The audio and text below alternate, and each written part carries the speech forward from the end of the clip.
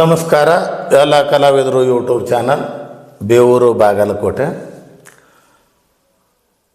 ಶ್ರೀ ದೇವಿ ಆರಾಧಕರಾದಂಥ ತೋರಣಗಟ್ಟಿಯ Shri R B Hunasala ಗುರುಗಳು ಅವರ ಸಂದರ್ಶನದ 3ನೇ ಭಾಗವನ್ನು ಮುಂದುವರಿಸ್ತಾ ಇದ್ದೀನಿ. ಈಗಾಗಲೇ ತಾವು 2 ಭಾಗಗಳನ್ನು ನೋಡಿದ್ದೀರಿ.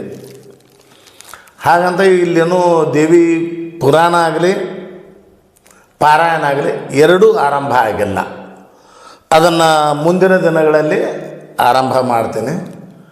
ಈಗ ಪೂರ್ವಭಾವಿಯಾಗಿ ತಿಳ್ಕೊಂಡ್ವಿ ನಾವು ದೇವಿ ಯಾರು, ದೇವಿಯನ್ನು ಯಾರು ಸೃಷ್ಟಿ ಮಾಡಿದರು, ದೇವಿಯಿಂದ ಏನು ಸೃಷ್ಟಿಯಾಯಿತು, ಇದರ ಬಗ್ಗೆ ಮಾತಾಡಿದ್ವಿ. ಹಾಗೆ ದೇವಿಯ ಕುರಿತು ಬರೆದಿರತಕ್ಕಂಥ ಲೇಖಕರ ಬಗ್ಗೆ ಕೂಡ ಚರ್ಚೆ ಆಯಿತು. ದೇವಿ ಶಕ್ತಿ ಏನು, ದೇವಿಯ ಸಾಮರ್ಥ್ಯ ಏನು, ದೇವಿಯ ಆರಾಧನೆ ಮಾಡೋದರಿಂದ, ದೇವಿಯ ನಾಮಸ್ಮರಣೆ ಮಾಡೋದರಿಂದ ಆಗತಕ್ಕಂಥ ನಮಗೆ ಈ ಒಳ್ಳೆಯದು ಅಂತೀವಿ, ಸಾಧಕಗಳು ಅಂತೀವಿ, ಅದ್ರ ಬಗ್ಗೆ ಮಾತಾಡಿದ್ದೀವಿ. ಈಗ ಒಂದು ಪ್ರಶ್ನೆ ಏನು ಅಂದ್ರೆ, ದೇವಿ ಪುರಾಣ ಅನ್ನೋದು ಎಲ್ಲರಿಗೂ ಹೆಸರು ಕೇಳೀವಿ, ದೇವಿ ಪಾರಾಯಣ ಅಂತಲೂ ಕೇಳೀವಿ. ಅಸಲಿಗೆ ಆ ದೇವಿ ಪಾರಾಯಣದ ಪುಸ್ತಕದಲ್ಲಿ ಯಾವ ವಿಷಯಗಳನ್ನು ಬರೆದಾರ ಅನ್ನೋದು ಗೊತ್ತಿಲ್ಲ. ಅದ್ರ ಬಗ್ಗೆ ಮಾತಾಡ್ತೀವಿ. ಗುರುಗಳ ನಮಸ್ಕಾರ. ಭಾಗ 3ಕ್ಕೆ ಮತ್ತೊಮ್ಮೆ ಸ್ವಾಗತ. ದೇವಿ ಪಾರಾಯಣದಲ್ಲಿ ಯಾವ ಯಾವ ವಿಷಯಗಳು ಅಡಕ ಆಗ್ಯಾವು, ಅದರಲ್ಲಿ ಇರ್ತಕ್ಕಂಥ ವಿಷಯಗಳು ಏನೇನು ಅದಾವು. ಈಗ ಮಹಾಭಾರತ ಅಂದ ತಕ್ಷಣ ಆಸ್ತಿದ ಐತಿ, ಅಂತರ ರಾಮಾಯಣ ಅಂದರೆ ಅದು ಪಿತೃವಾಕ್ಯ ಪರಿಪಾಲನೆ ಬಗ್ಗೆ ಐತಿ, ಆ ಥರ ಸಹೋದರ ಸಂಬಂಧದ ಬಗ್ಗೆ ಐತಿ, ಭಕ್ತಿ ಬಗ್ಗೆ ಐತಿ, ಯುಕ್ತಿ ಬಗ್ಗೆ ಐತಿ, ಶಕ್ತಿ ಬಗ್ಗೆನೂ ಐತಿ. ದೇವಿ ಪಾರಾಯಣ ಪುಸ್ತಕದಲ್ಲಿ ಯಾವ ವಿಷಯಗಳು ಅದಾವು? ಆದರೆ ಇದು ಕೇಳೋ ಪ್ರಶ್ನೆ ಇನ್ನು ನನ್ನ ಪರೀಕ್ಷೆ ಮಾಡ್ಬೇಕಂತ ಕೇಳಕತ್ತೀರೋ ಏನಥವಾ ನಿಮಗೆ ಅದ್ರ ಬಗ್ಗೆ ಪರಿಕಲ್ಪನೆ ಇಲ್ಲಂತ ಕೇಳಕತ್ತೀರೋ ಏನಥವಾ ಜನರಿಗೆ ಈ ವಿಷಯ ತಲುಪಬೇಕಂತ ಕೇಳಕತ್ತೀರೋ ನನಗೆ ಗೊತ್ತಿಲ್ಲ. ಆ ಒಂದು ಪರಿಕಲ್ಪನೆ ಜನರಿಗದ, ನನಗಿಲ್ಲ. ನಾನು ಈಗ ದೇವಿ ಬಗ್ಗೆ ಭಾಳ ಜನ ಬರ್ದಾರ ಅಂದಮೇಲೆ ಭಾಳ ಜನ ತಿಳ್ಕೊಂಡಾರ, ಭಾಳ ಜನ ಬರ್ದಾರ ಅಂದಿಂದ ಭಾಳ ಜನ ತಿಳ್ಕೊಂಡಾರ. ಬೇರೆ ಬೇರೆ ಭಾಷೆನಲ್ಲೂ ಕೂಡ ಅದು ಟ್ರಾನ್ಸ್ಲೇಟ್ ಐತಿ ಅಂದ್ರೆ ಬೇರೆ ಬೇರೆ ರಾಜ್ಯದ ಜನರಿಗೂ ಗೊತ್ತೈತಿ. ಅಸಲಿಗೆ ನಾನು ದೇವಿ ಪುರಾಣ ಅಂತ ಹೆಸರು ಕೇಳಿದೆ ಅವನಿಗೆ ಬಿಟ್ರೆ ಇಲ್ಲಿವರೆಗೂ ನಾನು ದೇವಿ ಪುರಾಣದ ಪುಸ್ತಕವನ್ನೇ ನೋಡಿಲ್ಲ. ಆದರೆ ನೀವು ಈ ಪ್ರಶ್ನೆ ಕೇಳಿದ್ರೆ ಒಂದು ಸ್ವಲ್ಪ ಮನಸ್ಸಿಗೆ ನೋವು ಆಗತ್ತದ ನನಗೆ. ಯಾಕಂತ ಇಲ್ಲ, ನಿಜವಾಗಿಯೂ ನೋವು ಆಗತ್ತದ ನನಗೆ. ಯಾಕಂದ್ರೆ ದೇವಿಯ ಪಾರಾಯಣದಲ್ಲಿ ಯಾವ್ಯಾವ ವಿಷಯಗಳು ಅಡಕಾಗ್ಯಾವ ಅಂತ ಪ್ರಶ್ನೆ ಮಾಡಿದ್ರಿ. ಹೌದು, ಆ ರಾಮಾಯಣ ಹೇಳಿದ್ರಿ, ಮಹಾಭಾರತ ಏನೇನೋ ಹೇಳಿದ್ರಿ ನೀವು. ಹೌದು, ಪುಣ್ಯಾತ್ಮರೇ ದಯಮಾಡಿ ದೇವಿಯ ಪಾರಾಯಣದೊಳಗೆ ಇಲ್ಲದ ವಿಷಯ ಯಾವುದೂ ಇಲ್ಲ. ಮತ್ತು ದೇವಿಯ ಪಾರಾಯಣದೊಳಗೆ ಇಂಥ ವಿಷಯ ಇಲ್ಲ ರೀ ಅಂತ ಅಂದಿರಂದ್ರೆ ಅದನ್ನು ನೀವು 6 ತಾಸು ರಾತ್ರಿಯಾಗಿ ಬಡ್ದು ಎಬ್ಬಿಸಿ ಕೇಳ್ರಿ, ನಾ ಹೇಳ್ತೇನೆ. ಹಾಂ, ದಯಮಾಡಿ ದೇವಿಯ ಪಾರಾಯಣದೊಳಗೆ ಇಂಥ ವಿಷಯ ಇಲ್ರಿ ಅಂತ ಅಣ್ಣಕ್ಕೆ ಹೋಗ್ಬೇಡ್ರಿ. ಅದನ್ನು ನನ್ನ ಕಿವಿಲಿ ಕೇಳಕ್ಕೆ ಮನಸ್ಸೊಪ್ಪಂಗಿಲ್ಲ. ಹಾಂ, ಯಾಕಂದ್ರೆ ಸೃಷ್ಟಿ ಹುಟ್ಟಿದ್ದೇ ದೇವಿಯಿಂದ ಅಂತ ನಂಬಿದವರು ತಾವು. ಹೌದು, ಅದನ್ನೇ ಪ್ರತಿಪಾದಿಸ್ತಿದ್ರು ಕೂಡ. ಹೌದು, ಸೃಷ್ಟಿ ಹುಟ್ಟಿದ ಪ್ರತಿಪಾದನೆ ಅನ್ನೋಕ್ಕಿಂತಲೂ ಅದು ಸತ್ಯನೇ. ಹಾಂ, ದೇವಿ ನೋಡ್ರಿ, ನಿಮ್ಮ ಪ್ರಶ್ನೆ ನನಗೆ ಮನಸ್ಸಿಗೆ ಸಂತೋಷ ಉಂಟು ಮಾಡೈತಿ. ಖರೆ ಇದು ಒಂದು ಪ್ರಶ್ನೆ ನನಗೆ ನೋವೇನಂದ್ರೆ, ಯಾವ ಯಾವ ವಿಷಯಗಳು ದೇವಿಯ ವಿಷಯದಲ್ಲಿ ಪಾರಾಯಣದಲ್ಲಿ ಅಡಕಾಗ್ಯಾವ ಅಂತಿರಲ್ಲ ನೀವು. ಯಾವೊಬ್ಬ ಪುಣ್ಯಾತ್ಮ ಏನೋ ಒಂದು ಸಂದರ್ಭ ಬಂದಾಗ ಆ ಸಮುದ್ರಕ್ಕನ ಉಪ್ಪ ನಾನಾ ಕಡ್ನ ಕೊಟ್ಟನೆ ಕಡ ಕೊಟ್ಟನೆ ಅಂತ ನೀವು ಅನುಭವದಾಗ ಹೇಳಿದ್ರಲ್ಲ, ಹಂಗ ಇದು ದೇವಿಯ ಬಿಟ್ಟ ಸೃಷ್ಟಿಯೊಳಗೆ ಏನೂ ಇಲ್ಲ, ಸೃಷ್ಟಿ ಒಳಗೆ ಏನೇ ಇಲ್ಲ, ಇದು ಸತ್ಯ. ನನಗೀಗ 60 ವರ್ಷ. ಸ್ವಲ್ಪ ಸ್ವಲ್ಪ ಅಪನಂಬಿಕೆ ಮಾಡಿ ನೋಡೀನಿ, ಪಕ್ಕಾ ಆ ದೇವಿಯನ್ನು ನಂಬಿ ನೋಡೀನಿ, ನಾ ಅದ್ರಾಗ ಯಶಸ್ವಿ ಆಗೀನಿ. ಆದ್ರೆ ನಾ ಹೇಳುವುದು ಮೂಢನಂಬಿಕೆಗಳನ್ನು ಬಿತ್ತರಿಸಂಗಿಲ್ಲ. ಅಪನಂಬಿಕೆ ಮಾಡಿದಾಗಲೂ ಯಶಸ್ವಿ ಆದ್ರಿ? ಅಪನಂಬಿಕೆ ಮಾಡಿದಾಗ ನಾನು ಯಾವಾಗೂ ಯಶಸ್ವಿ ಆಗಿಲ್ಲ, ಅದಾಗೋದು ಇಲ್ಲ. ಇದು ದೃಢ ಸಂಕಲ್ಪ, ಇದು ಸತ್ಯ. ದೇವಿಯ ಮೇಲೆ ನೀವು ನಂಬಿಕೆ ಇಟ್ಟದ್ದಾದ್ರೆ ಸುಳ್ಳು ನಂಬಿಕೆ ಇಡಬಾರ್ದು.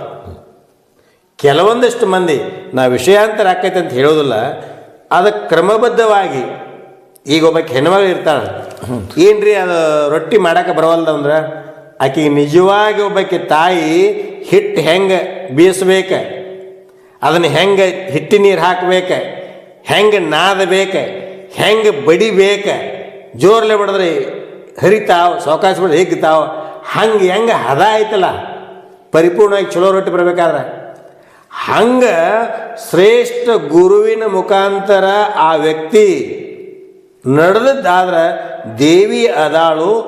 ಆ ದೇವಿನ ಬಿಟ್ಟು ಯಾವ ವಿಷಯವೂ ಇಲ್ಲ, ಇದು ಸತ್ಯ. ಹಾಗಾದ್ರೆ ಒಂದು ಪೀಠಿಕಾ ಅಧ್ಯಾಯ ಅನ್ನೋದ್ರ ಬಗ್ಗೆ ಆಯ್ತಾ? ಪೀಠಿಕಾ ಅಧ್ಯಾಯ ಐತೆ ಅದಕ್ಕೆ. ಅವನ ಪೀಠಿಕಾ ಅಧ್ಯಾಯದ ಬಗ್ಗೆ ಏನಾರು ಒಂದು 10-15 ನಿಮಿಷ ಮಾತಾಡಕ್ಕೆ ಸಾಧ್ಯನಾ? ನೀವು 18 ಅಧ್ಯಾಯದ ಸಾರಾಂಶ ಆ ಪೀಠಿಕೆ ಅಧ್ಯಾಯದಾಗನೇ ಐತ್ರಿ. ಅದು ಹೆಂಗೈತಿ ಚೀಸ್ ಅಂದ್ರೆ, ಅಷ್ಟಾದಶ ಪುರಾಣೇಶು ವ್ಯಾಸಸ್ಯ ವಚನದ್ವಯಂ ಪರೋಪಕಾರ ಪುಣ್ಯ ಪಾಪಾಯ ಪರಪೀಡನಂ ಅಂತೇನು ಹೇಳ್ತಾರಲ್ಲ. ಅಂದ್ರೆ ವ್ಯಾಸ ಮಹರ್ಷಿಗಳು 18 ಪುರಾಣಗಳೇನು ಬರ್ದಾರಲ್ಲ, ಅವು ಎರಡು ಮಾತಿನಿಂದ ಅಷ್ಟು ವಿಸ್ತಾರ ಮಾಡ್ಯಾರಂಥವ್ರು. ಪರರಿಗೆ ಉಪಕಾರ ಮಾಡಿದರೆ ಪುಣ್ಯ ಬರ್ತೈತಿ, ಪರರಿಗೆ ಹಿಂಸೆಯನ್ನು ಕೊಟ್ಟರೆ ಪಾಪ ಬರ್ತೈತಿ ಅಂತ ಇಷ್ಟ. ಇದನ್ನ 18 ಪುರಾಣ ಪೀಠಿಕಾ ಅಧ್ಯಾಯದಾಗಿಂದ ಅಷ್ಟು ಎಲ್ಲ 18 ಅಧ್ಯಾಯ ಅಷ್ಟರಾಗ ಐತದೆ. ಅದ್ರಾಗ ಅಡಕ್ಕೆ ಇಲ್ಲದ ವಿಷಯ ಯಾವುದೂ ಇಲ್ಲ. ನಿಮಗೆ ಒಂದೊಂದು ವಿಷಯವನ್ನು ಹೇಳ್ತಾನೆ. ಮತ್ತೆ ಹೇಳ್ರಿ ಗುರುಗಳು. ಒಂದು ವಿಷಯ ಪೀಠಿಕಾ ಅಧ್ಯಾಯದ ನಾನು ಹೇಳುವುದು ಚಿದಾನಂದ ಅವಧೂತರು ಬರೆದಿರತಕ್ಕಂಥ ದೇವಿಯ ಮಹಾತ್ಮೆ ಎಂಬ ಗ್ರಂಥದೊಳಗೆ ಪೀಠಿಕಾ ಅಧ್ಯಾಯದ 5ನೇ ಶ್ಲೋಕ ಹೇಳ್ಯಾರ. ಭಾಳ ಚಂದ ಹೇಳ್ಯಾರ. ಏನು ಹೇಳ್ಯಾರಂದ್ರೆ, ಜ್ಞಾನ ಮಾರ್ಗವ ತಿಳಿವೆ ನೆಂದೊಡೆ. ನೀ ಜ್ಞಾನ ಮಾರ್ಗ ತಿಳಿಬೇಕಂದ್ರೆ ಜ್ಞಾನ ಸಿಂಧು ಹೇಳಿರಿ ಅವನ. ಆ ಜ್ಞಾನ ಸಿಂಧುವಿನೊಳಗೆ ಸರ್ವಾತತ್ವ ತಿಳ್ಕೊಳ್ಳಿ. ಅಂದ್ರೆ ನೀ ದೊಡ್ಡ ಜ್ಞಾನಿ ಆಗ್ಬೇಕಂತ ಮಾಡಿದ್ದೆ ಅಂದ್ರೆ ಆ ಜ್ಞಾನ ಸಿಂಧು ಬರ್ದೇನಿಪ್ಪ, ಆ ಜ್ಞಾನ ಸಿಂಧು ಬರೆದ್ರೊಳಗೆ ಆ ತತ್ವಗಳನ್ನು ತಿಳ್ಕೊಂಡು ನೀ ಜ್ಞಾನಿ ಆಗಿ. ಆದರೆ ನೀವು ಆಗಲೇ ಪ್ರಶ್ನೆ ಕೇಳಿದ್ರಲ್ಲ, ಅಡಕ್ಕೆ ಯಾವ್ಯಾವ ಅದಾವ ಅಂತೇಳಿ. ಏನು ಕಾಮ್ಯವೋ, ಏನು ಇದ ಅಂತಲ್ಲ. ಕಾಮ್ಯ ಅಂದರೆ ಕೆಲಸ, ಕಾರ್ಯ. ಏನು ಕಾಮ್ಯವೋ ಬೆಕ್ಕದಿರ್ಲದ. ನೀವು ಧ್ಯಾನಿಸಿರಿ ಈ ದೇವಿ ಚರಿತವ. ಬರೇ ಜ್ಞಾನ ಒಂದೇ ಅಲ್ಲ, ಏನು ಕಾಮ್ಯವೋ ಬೇಡದಡೆಯು ನೀವು ಧ್ಯಾನಿಸಿರಿ ದೇವಿ ಚರಿತವ. ನ್ಯೂನವಿಲ್ಲದೆ ಸಿದ್ಧಿಯಾಗುವುದು ಸತ್ಯ, ಸತ್ಯವಿದು. ಒಬ್ಬೊಬ್ಬರು ಆ ಪರಿಷ್ಕರಣೆ ಮಾಡಿದವರು ದೊಡ್ಡ ದೊಡ್ಡ ಶಾಸ್ತ್ರಿಗಳು ಜ್ಞಾನಿಗಳು ಬರೆದಾರ. ಆ ಚಿದಾನಂದ ಅವಧೂತರ ಮೂಲ ಕೃತಿಯನ್ನು ಒಂದಿಷ್ಟು ಪರಿಷ್ಕರಣೆ ಮಾಡ್ಕೊಂಡಾರ. ಯಾಕಂದ್ರೆ ಪ್ರತಿ 7 ಕಿಲೋಮೀಟ್ರಿಗೆ ಒಂದೊಂದು ಭಾಷೆ ಬದಲಾಕಿರ್ತದೆ. ತಮಗೆ ಅನುಕೂಲ ಆಗಲಿ, ಜನರಿಗೆ ಒಳ್ಳೇದಾಗಲಿ, ತಿಳಿಲಿ ಅಂತೇಳಿ ವಿದ್ವಾಂಸರು ಪುಣ್ಯಾತ್ಮರು ಬರೆದಾರ. ಏನಂತ ಬರೆದಾರು? ಸತ್ಯ ಸತ್ಯವಿದು ಅಂತ ಒಬ್ಬರು ಬರೆದಾರ, ಒಬ್ಬರು ಸತ್ಯ ಸಿದ್ಧವಿದು ಅಂತ ಬರೆದಾರ. ಎರಡೂ ಅರ್ಥ ಒಂದೇ. ಇದೇನು ನಾನು ಹೇಳೋದು? ಜ್ಞಾನ ಮಾರ್ಗವ ತಿಳಿವಿನೆಂದೊಡೆ ಜ್ಞಾನ ಸಿಂಧು ಹೇಳಿರುವಣ. ಆ ಜ್ಞಾನ ಸಿಂಧುವಿನೊಳಗೆ ಸರ್ವಾತತ್ವ ತಿಳ್ಕೊಳ್ಳಿ. ಏನು ಕಾಮ್ಯವು ಬೇಡದಡೆಯು ನೀವು ಧ್ಯಾನಿಸಿರಿ. ನೀವು ಈ ಪಾರಾಯಣ ನ್ಯೂನವಿಲ್ಲದೆ ಸಿದ್ಧಿಯಾಗುವುದು ಸತ್ಯ ಸತ್ಯವಿದು ಅಂದ್ರೆ ಏನು ಬೇಕಾದ ಕೇಳ್ರಿ ಅಂದಂಗೆ ಆತಲ್ಲ. ಯಾವ್ದಾರು ವಿಷಯ ಉಳಿತಾನ ಟೋಟಲಿ ದೇವಿ ಇದ್ರ ಬಗ್ಗೆ ಐತಿ. ಇದನ್ನ ಕೇಳಿ ಇದನ್ನಷ್ಟ ಕೊಡ್ತಾನೆ ಅಂದಿಲ್ಲಕ್ಕೆ. ಏನು ಕಾಮ್ಯವು. ಇನ್ನೊಂದು ಹೇಳ್ತೇನೆ, ಅಲ್ಲೇ ಪೀಠಿಕಾ ಅಧ್ಯಾಯದಾಗನ 8ನೇ ಶ್ಲೋಕ ಹೇಳ್ತತಿ, ಚಿಂತೆಗೆಯು ಚಿಂತಾಮಣಿನ ಇದು.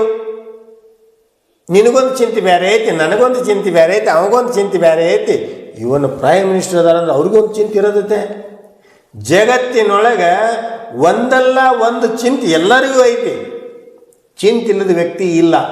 ಅದಕ್ಕೆ ಆ ಜ್ಞಾನಿಗಳು ಹಂಗೆ ಬರೆದ್ರದನ್ನ ಈ ಗ್ರಂಥದ ಮಹತ್ವ ಚಿಂತೆಗೆಯು ಚಿಂತಾಮಣಿನ ಇದು ಈ ಗ್ರಂಥ, ಈ ಪಾರಾಯಣ, ಈ ದೇವಿ ನಾಮಸ್ಮರಣೆ. ಅಂತೂ ಕಾಮ್ಯಕ್ಕೆ ಕಾಮಧೇನವಿದು. ಎಷ್ಟು ವರ್ಣನೆ ಮಾಡೋರು ನೀವು ಇದನ್ನು. ಅಂತೂ ಕಾಮ್ಯಕ್ಕೆ ಅಂದ್ರೆ ಅಂತೂ ಕೆಲಸಗಳಿಗೆ, ಸರ್ವ ಕೆಲಸಗಳಿಗೆ ಕಾಮಧೇನವಿದು. ಕಾಮಧೇನು ಅಂದ್ರೆ ಬೇಡಿದ್ದನ್ನು ಬೇಡಿದ ತಕ್ಷಣ ಬೇಡಿದಂಥದ್ದು ಕೊಡ್ತಕ್ಕಂಥ ಸಾಮರ್ಥ್ಯ ಎದಕ್ಕೆ ಐತಿಲ್ಲ ಅದಕ್ಕೆ ಕಾಮಧೇನು ಅಂತೀವಿ ನಾವು. ಈ ಗ್ರಂಥ ಕಾಮಧೇನು ಅಂತ ನೋಡ್ರಿ. ಅಂತೂ ಕಾಮ್ಯಕ್ಕೆ ಕಾಮಧೇನವಿದು. ಮತ್ತು ಅಂತೂ ಕಲ್ಪನೆಗಳಿಗೆ ಕಲ್ಪದ್ರುಮವು ತಾನೇ ಇದು.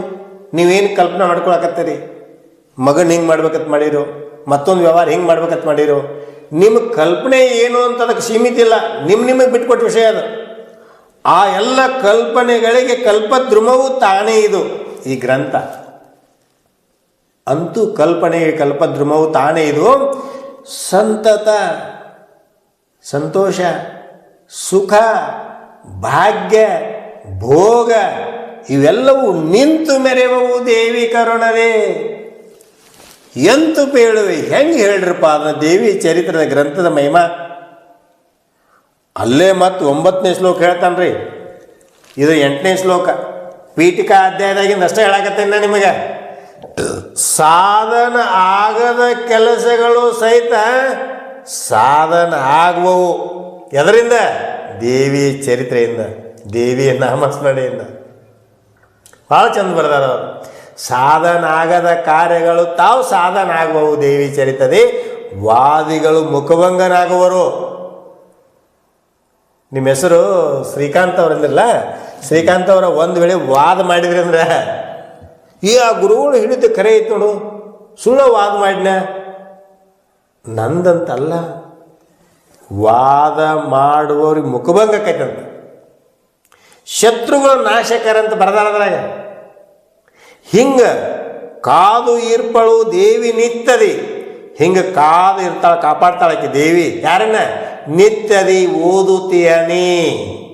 ದೇವಿಯ ಪಾರಾಯಣವನ್ನು ನಿತ್ಯ ಮಾಡವಾಗ ಅವನದಷ್ಟೇ ಅಲ್ಲ, ಅವನ ಸಹೋದರನ ಸಂಪತ್ತು ಸಹಿತಲಿ ರಕ್ಷಿಪಳು ಬಿಡದೆ. ಮತ್ತೆ ಬಿಡದೆ ಅಂತ ಹೇಳ್ತಾನೆ ನೋಡ್ರಿ ಅವ. ಅದನ್ನು ಇನ್ನೊಮ್ಮೆ ಹೇಳ್ತಾನೆ. ಸಾಧನಾಗದ ಕಾರ್ಯಗಳು ತಾವು ಸಾಧನಾಗುವವು ದೇವಿ ಚರಿತದೆ. ವಾದಿಗಳು ಮುಖಭಂಜನಾಗುವರು, ಶತ್ರುಗಳು ನಾಶ ಆಗುವರು. ಹಿಂಗ ಕಾದು ಈರ್ಪಳು ದೇವಿ ನಿತ್ತದೆ ಓದುತ್ತೇನೆ. ಅವನ ಚರಿತ್ರೆ, ಅವನ ಸಹೋದರನ ಸಂಪತ್ತು ಸಹಿತಲೇ ರಕ್ಷಣೆ ಮಾಡುವಳು ಬಿಡದೆ. ದೇವಿ ಆರಾಧಕರಾಗಿರ್ತಕ್ಕಂಥ ಆರ್ಬಿ ಹುಣಸಾಳ ಗುರುಗಳು ಇದುವರೆಗೂ ಮಾತಾಡಿದರು 3 ಭಾಗಗಳಾಗಿ ಹೋಯಿತು. ಇನ್ನು ನಾಳೆ ಅಥವಾ ಅತಿ ಶೀಘ್ರದಲ್ಲೇ ಒಂದೊಂದು ಶ್ಲೋಕಗಳನ್ನು ಹೇಳಿಸಿ ಬಿಡಿಸಿ ಒಂದೊಂದೇ ಭಾಗಗಳನ್ನು ಹಾಕುವಂಥ ಒಂದು ಪ್ರಯತ್ನ ಮಾಡ್ತೀನಿ. ದೇವಿ ಅಂದರೆ ಏನು ಅನ್ನೋದು ಈಗ ನಮಗೂ ಗೊತ್ತಾಯಿತು, ನಿಮಗೂ ಗೊತ್ತಾಯಿತು. ತಮಗೆ ದೇವಿಯ ಕುರಿತು ಏನಾದರೂ ಪ್ರಶ್ನೆಗಳು ಇದ್ದರೆ ಕಮೆಂಟ್ ಬಾಕ್ಸ್ನಲ್ಲಿ ಹಾಕಿರಿ. ಸಾಧ್ಯ ಆದ್ರೆ ತಮ್ಮ ಹೆಸರು ಊರು ತಿಳಿಸ್ರಿ. ತಮ್ಮ ಪರವಾಗಿ ಆ ಪ್ರಶ್ನೆಗಳನ್ನು ಕೂಡ ಮುಂದಿನ ದಿನಗಳಲ್ಲಿ ಕೇಳ್ತೀನಿ. ಇಲ್ಲಿಗೆ ಭಾಗ 3 ಮತ್ತು ಇವತ್ತಿನ ಕೊನೆಯ ಭಾಗವನ್ನು ಮುಕ್ತಾಯ ಮಾಡ್ತೀನಿ. ನಮಸ್ಕಾರ. ಮತ್ತು ನಿಮ್ಮ ಭೇಟಿ ದೇವಿ ಪಾರಾಯಣದೊಂದಿಗೆ. ನಮಸ್ಕಾರ.